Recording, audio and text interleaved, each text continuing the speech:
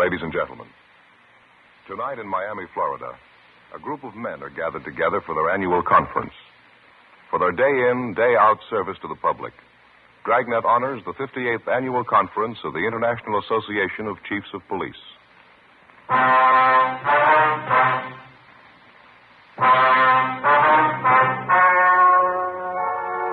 story you're about to hear is true. The names have been changed to protect the innocent. Fatima Cigarettes, best of all king-size cigarettes, brings you Dragnet.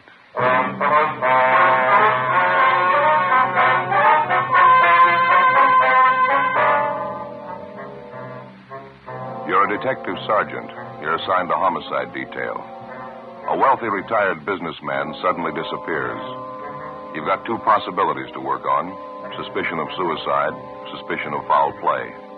There's no lead to the man's whereabouts. Your job? Find him.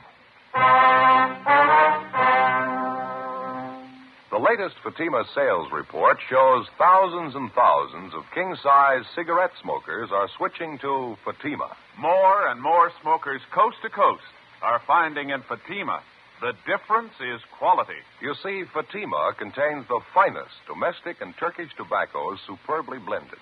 And Fatima is extra mild, with a much different, much better flavor and aroma. You'll find Fatima gives you all the advantages of extra length, plus Fatima quality, which no other king-size cigarette has.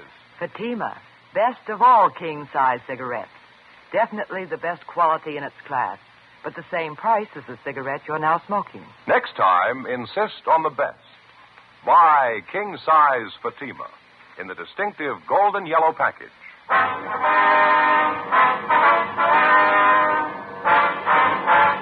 Dragnet, the documented drama of an actual crime.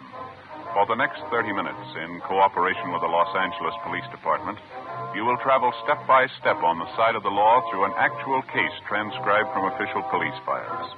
From beginning to end, from crime to punishment, Dragnet is the story of your police force in action.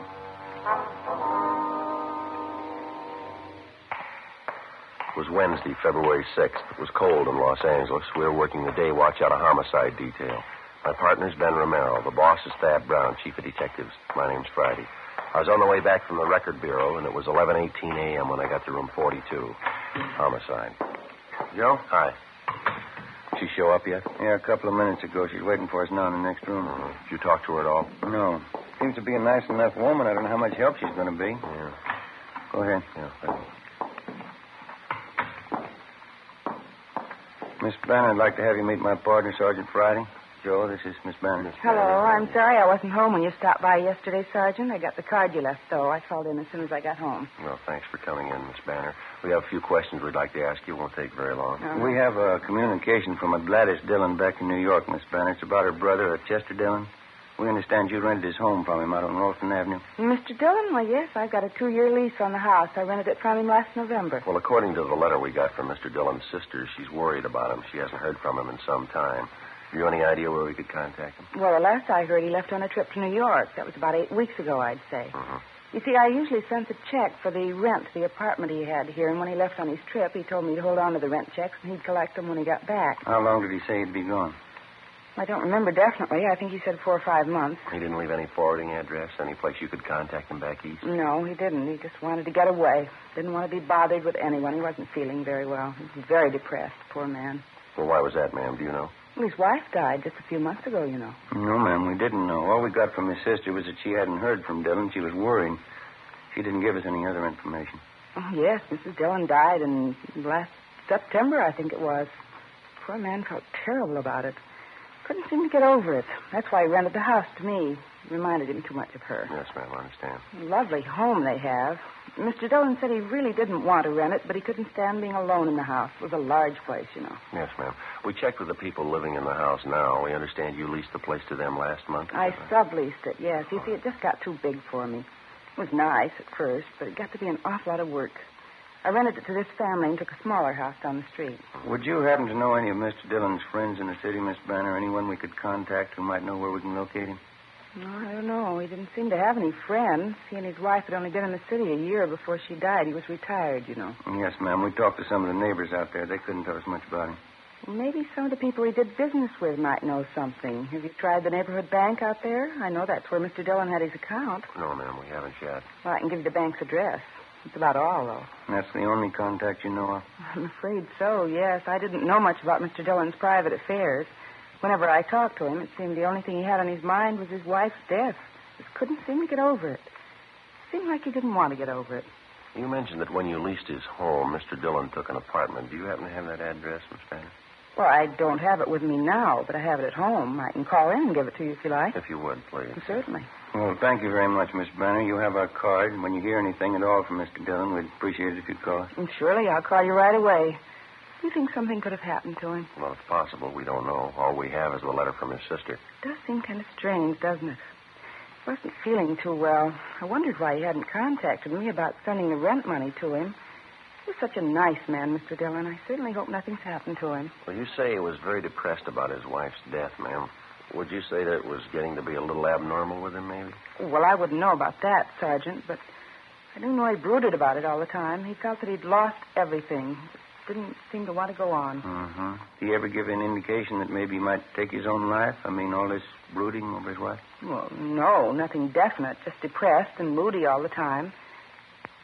Oh, now that I remember it, the last time I saw him, he did say something kind of funny. Yes, ma'am. What was that? It was the day before he left. We were talking about the rent money, and I asked him if I couldn't send it to him. He got kind of a strange look on his face. Yeah. He said, where I'm going, I won't need the money. The day before we called on Lucille Banner for an interview, a letter had been received from a Miss Gladys Dillon in Elmira, New York. Her request was routine. It was one of thousands of similar letters received every year by police departments all over the country. Each one of them has to be worked out to the satisfaction of all parties concerned, the person who's reported missing and the person looking for them. It's an enormous job requiring thousands of man-hours annually. Like the dozens of other investigations handled by the police officer, some of them end happily, some of them in tragedy. Whatever the result, the finding of a lost person is just as important a function of your local police department as any other investigation. Gladys Dillon hadn't heard from her brother recently. She was worried about him. She asked us to investigate. Our initial interview with Lucille Banner, the woman who'd rented Chester Dillon's home, failed to yield much of a lead as to his whereabouts. The only source of additional information she could offer was the neighborhood bank where Dillon had his account. 1 o'clock that afternoon, Ben and I drove out to interview the manager of the bank, a Mr. Harrison. Yes, that's right. Mr. Dillon's had his account with us ever since he came to Los Angeles. I know him quite well. Is there something you'd like to know about him? Yes, sir, there is. We had a request from his sister in New York. She'd like to locate him. Well, I'm pretty sure his account's still open here. Matter of fact, I'm positive it is. Just a moment, I'll have one of the clerks get his file. All right, thank you, Mr. Harrison. That reminds me, I almost forgot. Yeah, what's that? I've got to get to the bank tomorrow for sure. Payment on my car's a day past due already. Only got 2 payments left. Oh, yeah, you're doing fine. I got another 8 months to go. Not so fine. 2 more payments to go, and now the wife wants a new one. Never fails. Here we are, Sergeant, just as I thought. Mr. Dillon's account is still open. Uh-huh. Have there been any recent deposits or withdrawals on the account? Let's have a look here. Uh-huh. Just as I thought, nothing since he left on his trip. That last withdrawal date was November 27th. He mentioned to you that he was going on a trip, did he? Yes, I think he said he was going back to New York, more or less a vacation trip. His wife died recently. He didn't take it too well. Yes, we understand. Did he leave any instructions about his account with you, Mr. Harrison? Any address you could contact him at if you had to? No, he didn't leave any instructions with me. No address. Just a vacation trip. He said he didn't expect to be gone too long. Did he mention how long it would be? 5 or 6 weeks, I think that's what he said. I happened to talk to him about it because at the time he made quite a sizable withdrawal. I thought maybe he was a little unhappy with our service. Mm-hmm. How much was the withdrawal, sir? Let's see. And here it is, November 27th. He withdrew $2,400. Was that in cash or in traveler's checks? Do you know that? Let's see. Well, it shows here that it was in cash. Mr. Harrison, you said a minute ago that you knew Mr. Dillon pretty well. Yes, that's right. He used to stop and chat with me whenever he'd come in the bank. That was usually once a week. I didn't know him socially, though. Mm-hmm. And you mentioned he seemed to take his wife's death pretty hard. What would you say his mental condition was last time you saw him? All right, I'd say. Just after his wife's death, he wasn't in very good shape. Brooded about it quite a bit. Then he began to pull out of it. Seemed to be in a fairly good frame of mind. Planned this vacation. Was looking forward to it. I see. Why do you ask? Is something wrong? No, sir, not that we know of. Routine check. That's about the size of it. Does Dillon have any other real estate besides the house on Ralston Avenue? Would you happen to know that? Not to my knowledge, no. He has no other business connections in Los Angeles. Here are all his references right here. Mm-hmm. See, most of them are charge accounts and so forth. I remember the time he opened his account with us, he told me he was retired. He and his wife came out here for their help. Do they have any relatives out here? Do you know, Mr. Harrison? No, from what I understand, both of their families are in the East. They don't have any children, according to his application. Very few relatives. Mm-hmm. And since Dillon was in here last November to make that withdrawal, you've had no communications from him at all, is that right? No, sir, I haven't. What seems to be the trouble? Do you have an idea something might be wrong? Nothing definite, no, sir. We've been told about his feeling depressed over his wife's death, and there was some indication he might possibly have done away with himself. After what you've told us, it doesn't seem too likely. I don't know. I wouldn't like to commit myself. As I say, he did seem to be getting over it. I didn't know him that well, though. It might be entirely possible. He was devoted to Mrs. Dillon. Maybe he could have taken his own life. I don't know. Well, it leaves a big question to answer, doesn't it? What's that? Why do you need the $2,400 to do it? 1:25 p.m. We continued interviewing the bank manager, Mr. Harrison, but he was unable to come up with any further leads.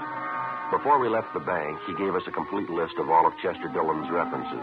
We gave him our card, and he told us he would pass along immediately any information he might get on the whereabouts of Mr. Dillon. 1:45. We went back to the office where we got a call from Lucille Banner.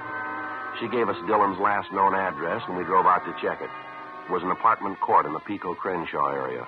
We talked to the manager, and she told us that Dillon had moved out 3 months before, on November 22nd. He told her that he was moving in with a close friend of his, and he gave her his forwarding address. It turned out to be a single-story frame cottage located in one of the older residential districts of the city.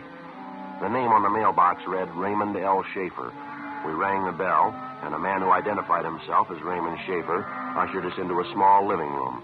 He told us that he was from the same town in the east that the Dillons came from, and that he was a longtime friend of theirs. No, I haven't seen Chester for months. Last November, I think it was. That was the last time I saw him. You say at that time Dillon was living in the apartment down in the Crenshaw area, Mr. Schaefer. Yeah, that's right. You mean he never came here to live with you? No, it's just like I told you before. He talked about moving in here with me, but he never did. I haven't any idea where he is. Well, he gave your name here as a forwarding address, Schaefer. Have you been getting his mail? Yeah, matter of fact, I have. He told me he was going to do that. Never came to pick it up, though. Seemed funny to me. You're still getting his mail here, is that right? Yeah, it's still coming. Not much of it. Maybe a letter a week. Mostly bills and advertisements. Mm-hmm. This list of names you've given us, sir, these are all the people in the East Mr. Dillon was acquainted with, people he might contact on his trip back there, is that right? That's all of them. As far as I know, he hadn't been back there yet, though. How do you know that? I got a letter from my sister Gert a couple of days ago. If Chester was in town, Gert would have known about it. He would have been sure to stop by and see her. I wish I could help you. Tell you the truth, I'm getting a little worried about him myself.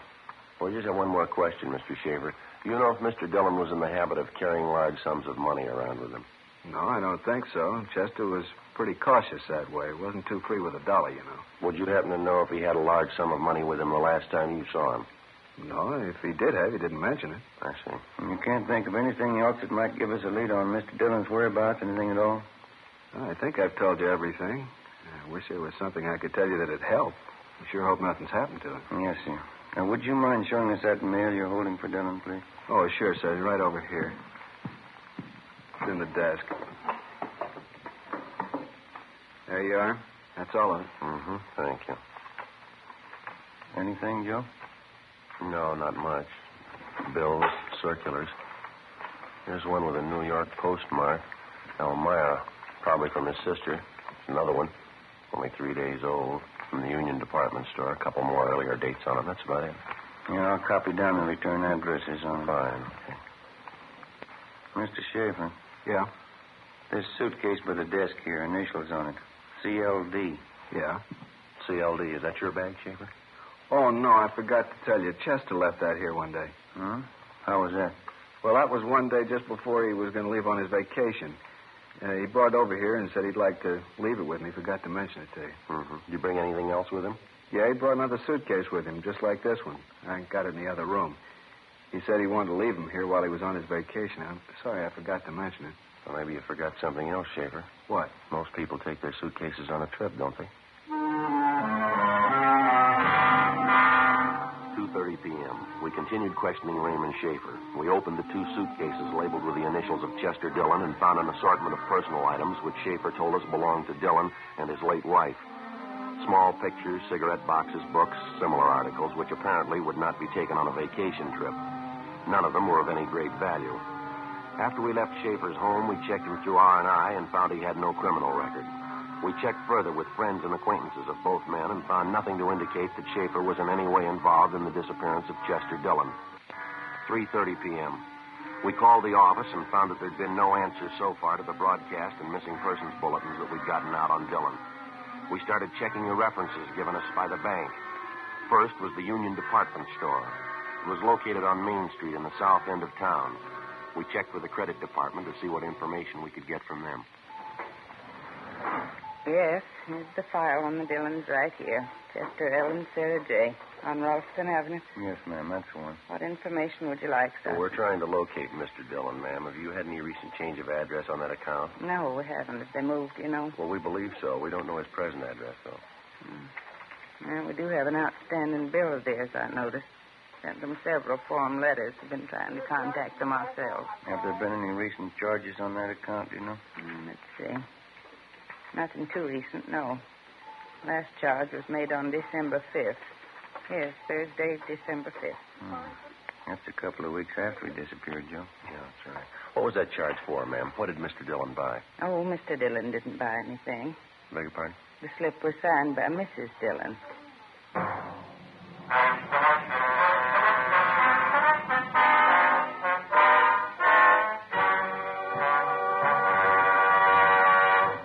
You are listening to Dragnet, authentic stories of your police force in action.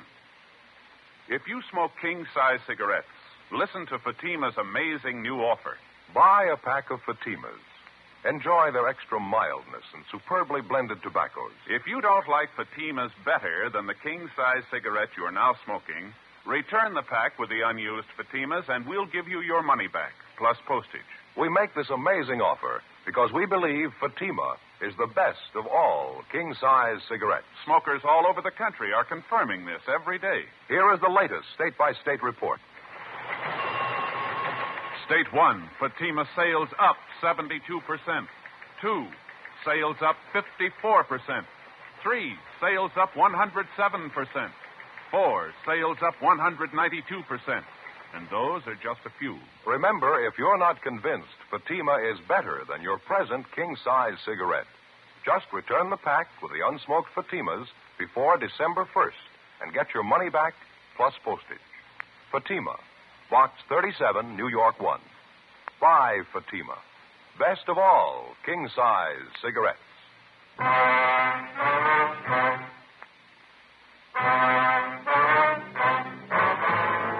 4:15 p.m., Thursday, February 7th. As soon as the clerk in the credit department at the Union Department Store showed us the sales slip with the late Mrs. Sarah Dillon's signature on it, we had the date on the sales slip double-checked immediately. The date as shown on the slip was correct beyond any doubt, December 5th. That was a little more than 2.5 months after Sarah Dillon had died. Who the person was who forged her signature or why they'd forged it, we had no idea. The amount of the charge purchase as shown on the sales slip was for $418, all of it for women's clothing. We attempted to check with the salesgirl who handled the purchase, Laura Van Kirk, but we were told it was her day off. We called her home. They told us that she was gone for the day and couldn't be located. They said she'd be at work the following morning. 4:40 p.m., Ben and I took the sales slip with a forged signature on it and drove back to the office. We went directly to forgery detail, briefed them on our findings, and gave them the sales slip. Then we drove back to the home of the Dillons' friend, Raymond Schaefer, and checked through the two suitcases there. We came up with a small photo of Mrs. Dillon along with exemplars of her handwriting as well as her husband's, which we found in an autograph album in one of the suitcases. The handwriting samples were checked against the signature on the sales slip, but neither of them matched. The work of compiling a list of all known female forgery suspects was begun immediately. The following morning, Ben and I went back to the Union Department Store where we interviewed the salesgirl, Laura Van Kirk, who'd handled the purchase. Yes, I remember making the sale, officer. I'm not too sure about the woman who bought the things, though. I mean, what she looked like. Well, could you try to describe her for us, Miss Van Kirk, just as well as you can remember? She had light brown hair. I'm pretty sure of that. Not too old. Maybe in her late 30s, early 40s. She was a plain-looking woman, 5'5" or 6, thin as I remember her. She wore glasses. I remember that, too. I see. You got that picture, Miss Dillon, there, Ben? Oh, yeah. Yeah, here you are. Would you take a look at this picture, miss? Now, does that look like the woman you waited on? No, that's not her. The woman I waited on was much younger. She had light brown hair, too, not gray. Thin face, I think. And she wore glasses, I'm sure of that. Do you remember if there was a man with her, Miss Van Kirk, or was she alone? No, she was alone. Now that I remember, there was something very different about the glasses she wore. I don't know if that's important or not. What about her glasses? They were horn-rimmed, as I remember, very light color. And there was some metalwork along the top edge of the frame. Very smart-looking. Gold metal all along the top. Light brown hair, slight build, thin face, late 30s or early 40s. Wore light horn-rimmed glasses and gold metal on the frame. Yes, that's right. Check me if I'm wrong, Joe. That description sound familiar? Just what I was thinking. Horn-rimmed glasses, metalwork on them. The woman who came to see us at the office? Yeah, you got it. Lucille Banner. Ben and I went back to the office and had Lucille Banner checked through R&I. She had no criminal record. Then we drove to the home on Ralston Avenue, which Chester Dillon had leased to Lucille Banner, and which she in turn had sublet. We obtained a copy of the lease which the Banner woman had with the current tenants and which bore her signature. We brought the copy of the lease downtown, gave it to Don Meyer in handwriting, and asked him to compare Lucille Banner's signature with the signature on the sales slip that we'd obtained from the Union Department Store. 15 minutes later, he called us at the office with the results. Yeah, Don. That's so. You're right. Thanks a lot. What'd he get? Says there's no question in his mind. Yeah. Both signatures match perfectly. What the reason was behind Lucille Banner's forging the signature of Mrs. Dillon on the sales slip, we didn't know. Whether or not it had any connection with the disappearance of Chester Dillon, we didn't know. As soon as we got the handwriting report from Don Meyer, Ben and I left the office immediately and drove to the bungalow which the Banner woman was renting on Ralston Avenue. It was a block down the street from the Dillon house. Lucille Banner wasn't at home, but a neighborhood gardener trimming the lawn in front of her house told us that she was expected back shortly. The gardener, who identified himself only as Julio, volunteered that he also did gardening work for Miss Banner when she occupied the Dillon home. He'd also worked for the Dillons when they lived in the house. He told us he liked the Dillons quite a bit, but that he didn't have much use for Miss Banner. He seemed to be up on all the news in the neighborhood. He trimmed the hedges of the lawn with hand shears as we talked to him. Can you tell us anything about Mr. Dillon and Miss Banner, Julio? How'd they seem to get along, you know? They get along all right, I guess. When I worked at the big house down there for Miss Banner, that's before she moved, I would see Mr. Dillon there. He would be at the house maybe once, 2 times a week. Miss Banner would ask him to come over and cook dinner for him. Miss Banner likes him, I think. Mr. Dillon, I don't know about him. He wasn't feeling so good. Still thinking about his wife. Here, I finish up this clipping now. There, all done. You mentioned you don't like Miss Banner very much, Julio. Why is that? She ever give you a reason not to like her? She's a little crazy, I think. Funny woman. When I used to work at the big house for her in the garden, she would watch me all the time, follow me all around, tell me to do all kind of crazy jobs. She give me good pay, though, so I do them. And how do you mean, Julio? What kind of crazy job? The compost box for fertilizer, she wanted me to build one for her in the backyard. That was down the street at the Dillon house. Crazy woman. She wanted me to build a compost box in the greenhouse. Have a special place marked for her. Who ever heard of that, to build a compost box inside a greenhouse? Crazy. Well, did you build it for her? Yes, but not inside the greenhouse. I built it outside, right next door to the greenhouse. When she come outside, she'd go crazy almost, call me names. Crazy. She made me tear it up. Then she made me build it inside the greenhouse, right on the place she had marked for it. Sounds queer, doesn't it? And, when did all this happen, Julio? Do you remember? When you built the compost box, I mean. A couple of months ago, about that. It was just after Mr. Dillon went away. I tried to tell Miss Banner, who ever heard of a compost box in a greenhouse? She wouldn't listen. She had to have it built in a certain place, right in the greenhouse, little piece of ground in there. The box had to go right on top of it. You figure she acted pretty strange about it, do you? You think she had something there, little piece of ground. You think she had something to hide. 1:15 p.m. Lucille Banner returned home, and Ben and I went inside the house with her, where we questioned her in the living room. Outside in the front yard, the gardener, Julio, continued working on the lawn. Lucille Banner was calm and composed. We questioned her about the forged signature on the sales slip. She would admit nothing. The whole thing's too silly to even comment on. I don't know what you're talking about, Sergeant. We think you do, Miss Banner. Our handwriting man's checked the two signatures, one on the sales slip and one on the lease. They both match. They were written by the same person. There's no doubt about it. Been checked thoroughly. Now, what about it, Miss Banner? There's no way out of it. You ought to know that. I'll deny it. That's all. I'll keep on denying it. I wasn't in that store and I didn't forge any signatures. Why would I do a thing like that? What kind of a woman do you think I am? Well, all we know are the facts, ma'am. Now, why don't you give us a straight story? It's going to save time and trouble for everybody concerned. You've heard everything I've got to say. This thing's ridiculous. It's stupid. I'm not answering any more questions. You want to get your hat and coat, Miss Banner? Afraid you'll have to come downtown with us. What good's that going to do? I'll just keep on denying it. You can't make me say I did a thing like that. You want to get your coat, please? It's right here. All right. Yes, ma'am. Car's right out in front.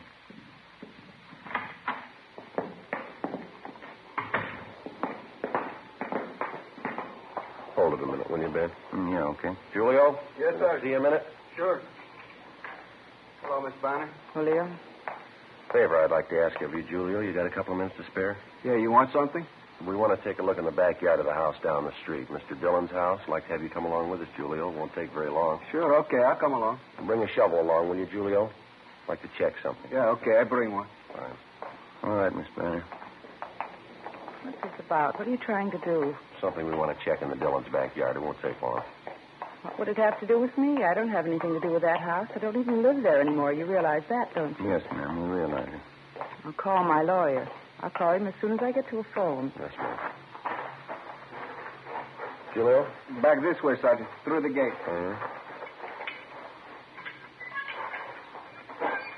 What are you trying to do to me? You know I don't live here anymore. I don't even have anything to do with this place. You did live here, ma'am. You lived here when Mr. Dillon disappeared. Isn't that right? What are you trying to say? You've got no business on this property. You've got no business here at all. Yes, ma'am, we have. What? Did you kill Chester Dillon? Did you kill him? Miss Banner? All right, Julio, the compost box in the greenhouse. Do you want to start digging? In the compost box? Yeah, okay.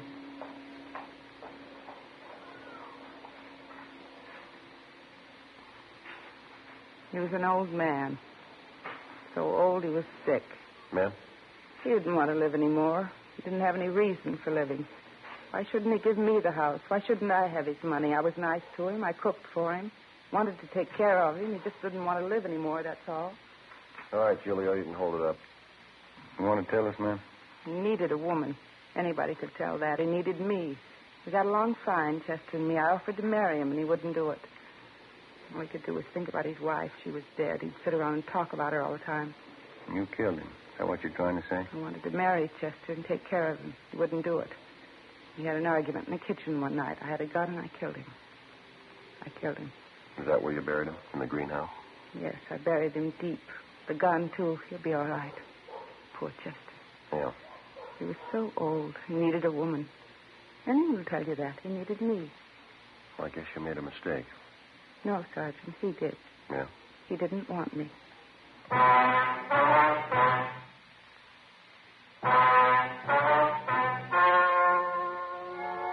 The story you have just heard was true. The names were changed to protect the innocent. On June 2nd, trial was held in Superior Court, Department 86, City and County of Los Angeles, State of California. In a moment, the results of that trial. And now here is our star, Jack Webb. Thank you. Friends, during the past couple of years, we've had many talks with law enforcement agencies and received hundreds of letters from police officers all over the country. We're especially pleased to know that so many of these men feel as we do that Fatima is the best of all king-size cigarettes. As a matter of fact, our sales reports prove beyond a doubt that more and more smokers everywhere are switching to Fatima. When you buy your first pack, you'll understand why. You'll enjoy Fatima's extra mildness, their much better flavor and aroma. Next time, look for the golden yellow package and ask for Fatima. Best of all, king-size cigarettes.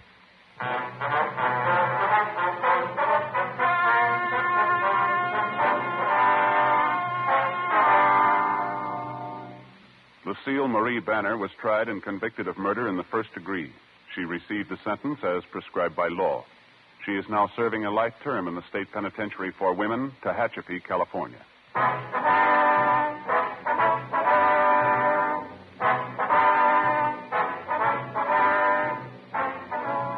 You have just heard Dragnet, a series of authentic cases from official files. Technical advice comes from the Office of Chief of Police W.H. Parker, Los Angeles Police Department.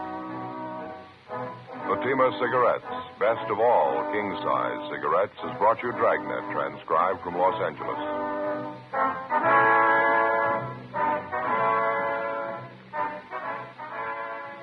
Stay tuned for Counter Spy next on NBC.